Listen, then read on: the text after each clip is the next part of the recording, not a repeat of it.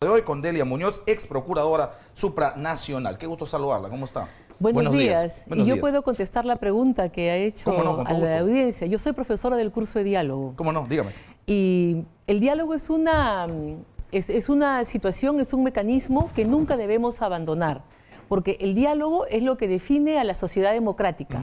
El diálogo es el espacio, es la instancia en la que usted y yo podemos intercambiar pareceres, podemos intercambiar opiniones y, si es posible, llegar a acuerdos o consensos. Pero el diálogo es algo que nos debe definir como una sociedad integral. Debería ¿no? responder con diálogo el presidente Vizcarra al llamado. Para mí sí, y con todos los grupos y con todos los grupos políticos, ¿no? Y ahora, más pero el aún, fujimorismo ahora es importante. O sea, quiero decir, está en el suelo, está mal, está haciendo cálculos, está desesperado, lo que quiera, ok. Pero no son deja, 60 votos. Pero no deja de ser un grupo político Son 60 importante. votos. Son 60 votos. Y 60 votos más los 16, 17, 18 votos que tiene el PPK, estamos hablando de 70 y pico. Y si sumamos el voto del APRA, que siempre se ha sumado al voto fujimorismo, estamos hablando de 80. Con 80 y pico se hace la reforma que quieres en este país. Ahora, si yo tengo la duda de que Keiko está mintiendo, si yo tengo la duda de que Keiko está con hipocresía diciendo esto solo como cálculo político, ¿cómo demuestro esto? Sentándome en la mesa y diciéndole, esto es lo que el país espera. En economía esto, en cuestión social esto, en salud esto, en educación esto,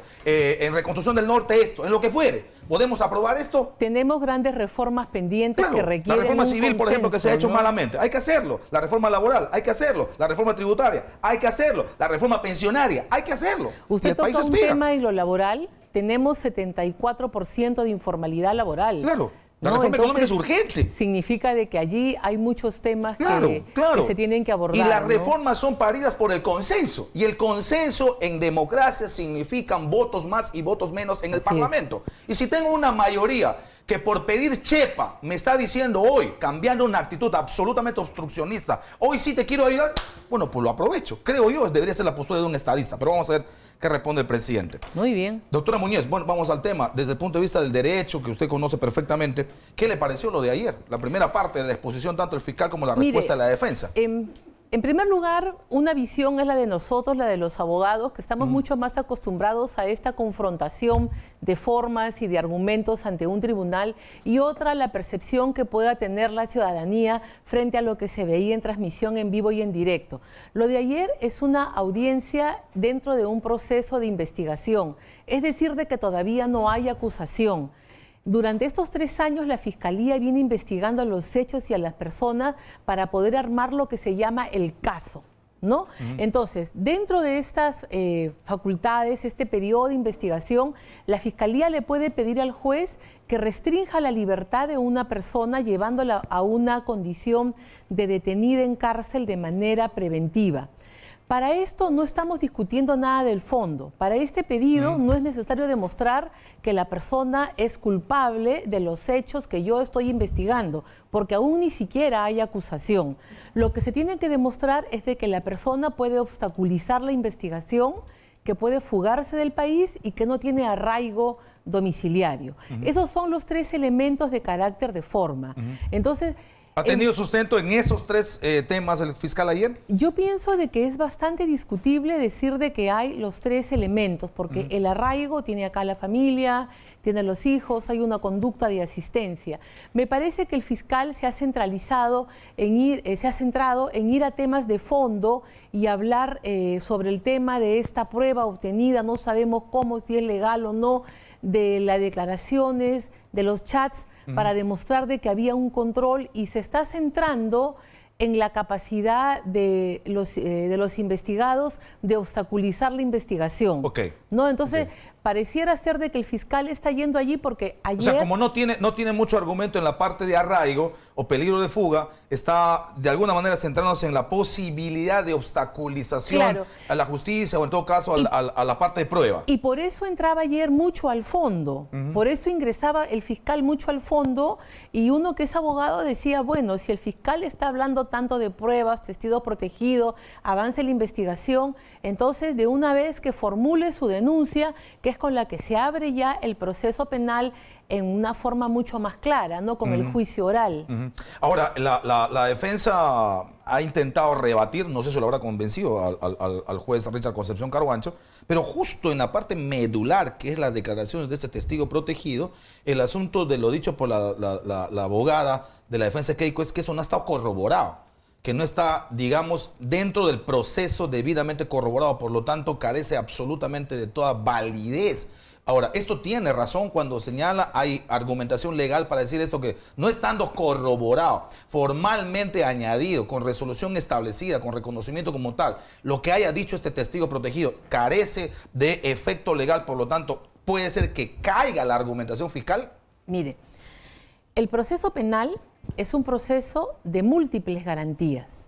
Es un proceso que va a concluir probablemente, si sale fundada una sentencia, con la pérdida de la libertad de la persona, que es lo máximo que tiene un individuo. Entonces, este proceso va a tener una serie de supuestos. El primero, que no tiene que haber una sola duda sobre la acusación. Basta con que haya una duda para que se aplique el principio de que en caso de duda se está en favor del inculpado, ¿no? Luego, las pruebas tienen que ser admitidas y tienen que ser conocidas y las partes tienen que tener la posibilidad de impugnarlas.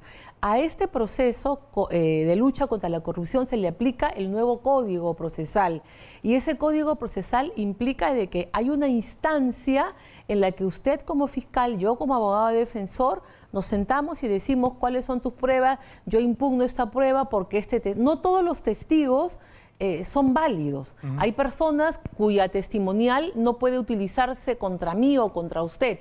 Entonces, es a eso lo que se llama la corroboración, en primer lugar, de la condición de la persona que va a dar el testigo y luego el hecho, la afirmación, no es por sí prueba plena. Y si esa corroboración no está dada y sin embargo es utilizada para el asunto de argumentación. Pero es que nuevamente vamos al tema, eso es fondo. Eso es fondo de la disputa. Eso tiene que verse en la instancia cuando se abre a juicio oral.